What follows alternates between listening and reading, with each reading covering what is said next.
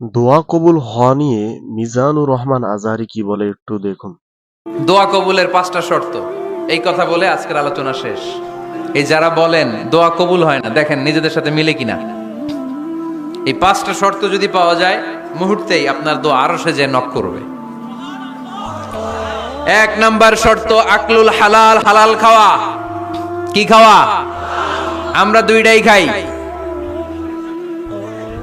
হালালও খাই হারামও খাই। বেশি খাই কোনটা? হ্যাঁ, কি খান? আমি কই নাই কিছু, আপনারাই কইছেন। নিজের উত্তরে নিজে ধরা না।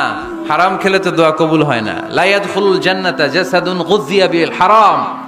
ওই দেহ কখনো জান্নাতে যায় না যে দেহ হারাম খেয়ে বর্ধিত হয়েছে। কেন দোয়া কবুল হয় না? মিলিয়ে নেন নিজের জীবনের সাথে, জাস্ট একটু মিলিয়ে নেন।